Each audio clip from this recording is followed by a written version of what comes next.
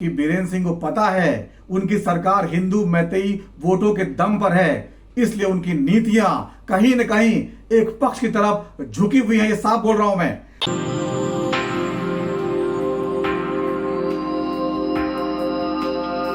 नमस्कार दोस्तों, मणिपुर की महिलाओं को नग्न करके घुमाने के शर्मनाक वीडियो के सामने आने के बाद देश की राजनीति बेहद गर्म हो गई है।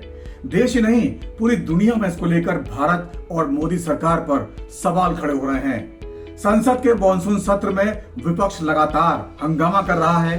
मणिपुर की हिंसा पिछले 3 महीने से चल रही है, लेकिन वीडियो वायरल होने के बाद ये देश और दुनिया की नजर में आई।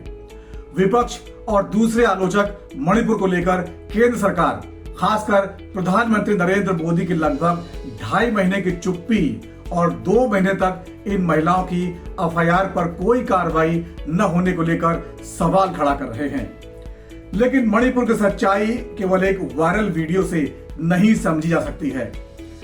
मणिपुर की जमीनी हकीकत क्या है? आखिर क्यों नहीं राज्य सरकार हालात कंट्रोल कर पा रही है? और क्यों पीएम मोदी कड़ी निंदा होने के बावजूद अपने सीएम पर कड़ी कार्रवाई करने से बच रहे हैं?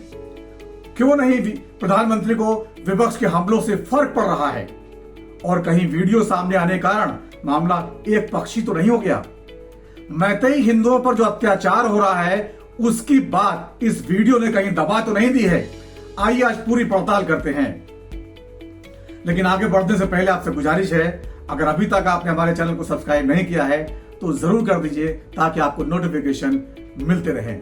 सबसे पहले सुनिए संसद में कांग्रेस ने कैसे मोदी सरकार पर हमला बोला। Manipur is burning and the women are raped and naked, paraded, everything, and Prime Minister is keeping quiet.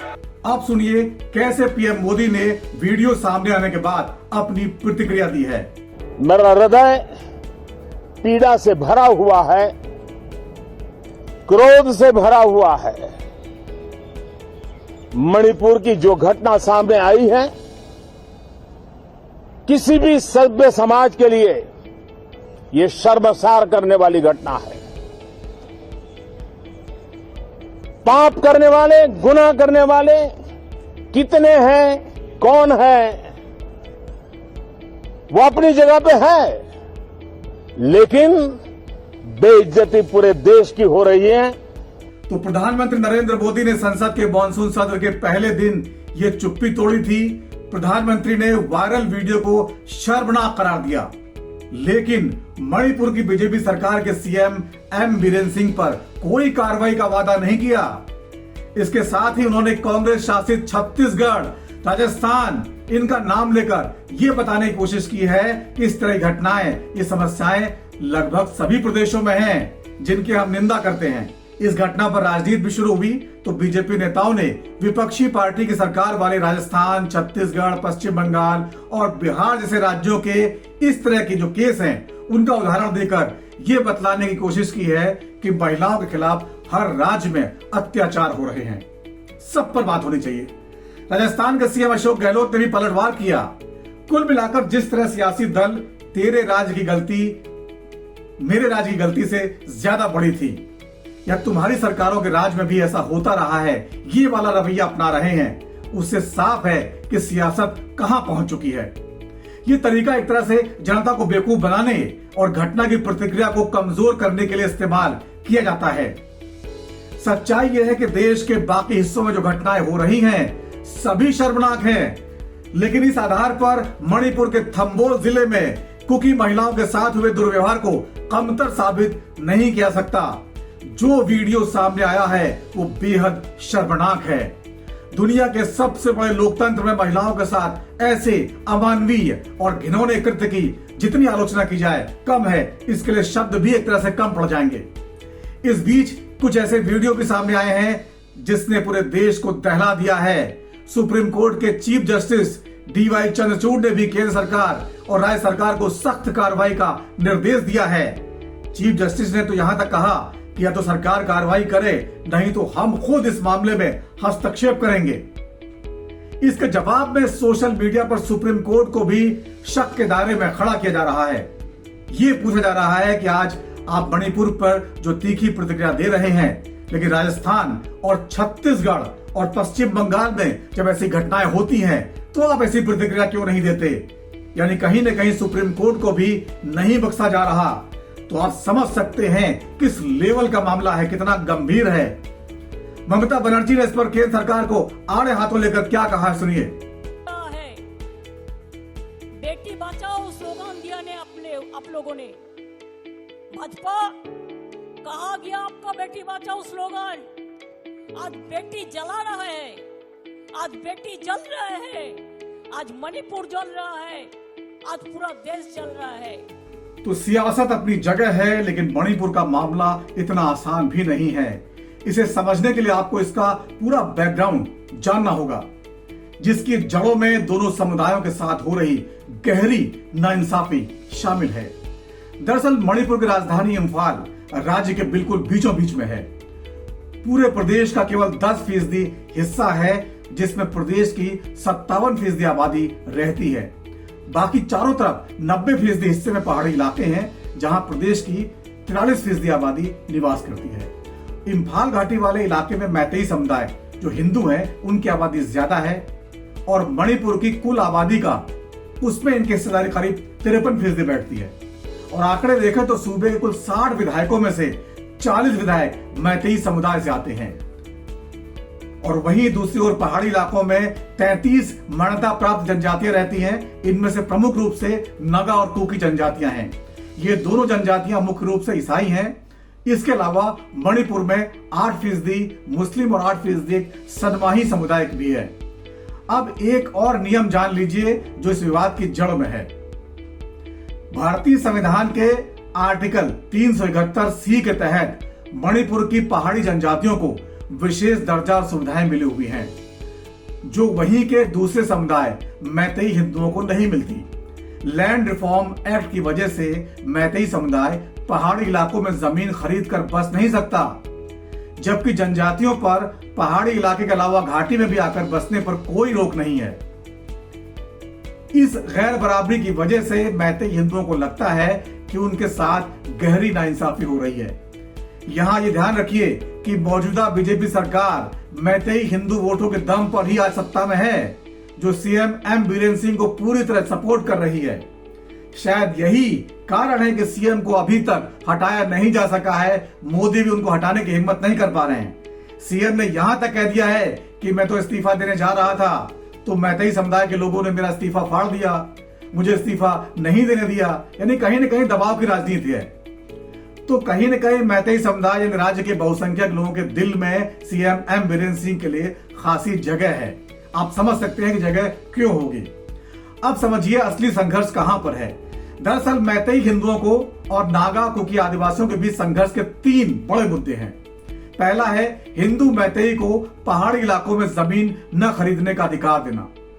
दूसरा, मैतेई को खुद को जो एसटी में शामिल करने की मांग कर रहे हैं। और तीसरा, पहाड़ों के जंगली इलाकों में बसे नागा और कुकियों के अवैध कब्जों को सरकार ने जो हटाने की कार्रवाई की है। जैसे उत्तराखंड के जंगलों में आपने सुना होगा जगह जगह मजार बनाकर या और भी दूसरे कब्जे करके सालों से वहां पे कब्जा किया गया था, उनको हटाया जा रहा है। वैसे ही कब्जे कुकी लोगों ने जंगलों में कर लिए हैं। कुछ गुट हैं ऐसे। बांग्लादेश बॉर्डर से उनको खतरनाक हथियार मिलते हैं। यहां तक कि पाकिस्तान और चीन समर्थित कई गुट उनको हथियार और पैसा मुहैया कराते हैं ताकि वे देश के खिलाफ लड़ सकें। इसी ताकत के दम पर आदिवासियों के कई गुट हिंसा पर उतारू हैं। वे मैतेई की बस्तियों में घुसकर नरसंहार करते हैं। ऐसे सैकड़ों नरसंहार अब तक हो चुके हैं। इन्हीं हिंदू मैतेई के महिलाओं को भी निशाना बनाया जाता है। उनका भी कई बार इसी तरह रेप किया गया। दोनों ओर से 150 से ज्यादा लोग मारे जा चुके हैं, जबकि 3000 से लोग घायल बताए जा रहे हैं। बताते हैं जिस समय ये आदिवासी गुट हमला करते हैं, उनकी ट्रेंड महिलाएं सुरक्षा बलों का ध्यान खींचने के लिए अलग से प्रदर्शन शुरू कर देती हैं। कुछ ऐसा करती हैं कि ध्यान बढ़ जाए। इसी को लेकर आदिवासी महिलाओं को लेकर जो हिंदू मैतेई है उनके मन में गहरा संतोष है, नफरत भर गई है, जिसका नतीजा उस शर्मनाक वीडियो में दिखाई दे रहा है, जिसकी जितनी भर्त्सना की जाए उतनी कम है। लेकिन उसकी जड़ जानना भी जरूरी है। किन्हीं और महिलाओं का गुस्सा उस समुदाय की दूसरी मासूम महिलाओं से निकालना ये कहीं का इंसाफ नहीं है। इस अपराध के लिए मैतेई के उस गुट को कतई माफ नहीं किया जा सकता। जो भी आरोपी है उन्हें कड़ी से कड़ी सजा मिलनी जरूरी है। वीडियो वायरल होने के बाद सरकार ने कई आरोपियों को गिरफ्तार भी किया है, लेकिन सवाल फिर वही है, पहले कार्रवाई क्यों नहीं की गई? जबकि खुद सीएम बीरेंद्र सिंह कह रहे हैं कि ऐसी 100 से ज्यादा एफआईआर दर्ज हो चुकी हैं, ऐसे तमाम हमले अब तक सामने आ चुके हैं। करीब 3 महीने पहले झगड़े की शुरुआत राजधानी इम्फाल से 63 किलोमीटर दूर एक चुराचंदपुर जिला है, वहां से हुई थी। इस जिले में कुकी आदिवासी ज्यादा रहते हैं। गवर्नमेंट लैंड सर्वे के विरोध में 28 अप्रैल को the indigenous tribal leaders forum, एक संगठन है, इसने चुराचंदपुर में 8 घंटे का बंद का ऐलान किया था। देखते ही देखते इस बंद ने हिंसक रूप ले लिया। उसी रात तुईबोंग एरिया, उसमें उपद्रवियों ने वन विभाग के ऑफिस को आग के हवाले कर दिया और 27-28 अप्रैल की हिंसा में मुख्य तौर पर पुलिस और कुकी आदिवासी आमने सामने थे। तब तक इसमें मैतेई समुदाय शामिल नहीं था। इसके ठीक 5 दिन बाद 3 मई को all tribal student union of Manipur ने आदिवासी एकता मार्च निकाला। ये मैतेई समुदाय को एसटी का दर्जा देने के विरोध में था और यहीं से स्थिति बिगड़ने लगी। जब लगातार हमले और प्रदर्शन होते रहे तो फिर मैतेई समुदाय के लोग भी विरोध में उठ खड़े हुए, उन्होंने भी जवाब देना शुरू कर दिया। अब यहाँ ये समझना होगा कि वीडियो की वजह से जो लोग मैतेई समुदाय को खलनायक मान रहे हैं, लेकिन संघर्ष की असली शुरुआत उन्होंने नहीं की थी। लगातार हमलों के बाद लड़ाई के बीच 3 पक्ष हो गए थे। एक तरफ मैतेई समुदाय के लोग थे, दूसरी ओर कुकी और नागा समुदाय के कुछ गुट थे और बीच में पुलिस प्रशासन था। देखते ही देखते पूरा प्रदेश इस हिंसा की आग में जलने लगा। म्यांमार के चिन प्रांत से भागकर आए कुकी उग्रवादियों ने इस हिंसा में बड़ा योगदान दिया। बहुत सारे हथियार वो लेके आए। उनके पास बेहद खतरनाक हथियार थे जो पुलिस पर भी हमला कर रहे थे। अर्धसैनिक बल और मैतेई उन लोगों पर लगातार गोलियां बरसा रहे थे। इसके अलावा पाकिस्तान की आईएसआई के बांग्लादेश के रास्ते हथियार पहुंचाने की भी बातें सामने आई हैं, ये भी खबरें मिल रही हैं। चीन और म्यांमार के भी कुछ गुट हैं जो नागा और कुकी आतंकियों के कुछ गुटों को समर्थन कर रहे हैं। तो हाल ये है कि आज की तारीख में इम्फाल के आसपास कहीं से भी गोली चल सकती है। अब केंद्र सरकार ने क्या किया? हिंसा भड़कने के बाद केंद्र सरकार ने कानून व्यवस्था को अपने हाथ में ले लिया। गृह मंत्री अमित शाह ने खुद 5 दिनों तक मणिपुर में डेरा डाला। पूरे सूबे में केंद्र सरकार ने सेना और अर्धसैनिक बलों को तैनात कर दिया। कई जिलों में कर्फ्यू लगा दिया जो अब तक जारी है। वहां पर पूरे राज्य में इंटरनेट को बंद कर दिया गया, यानी जो कर सकते थे वो किया। अब तक 60,000 से ज्यादा लोग पलायन कर चुके हैं इस इलाके से हमलों की वजह से।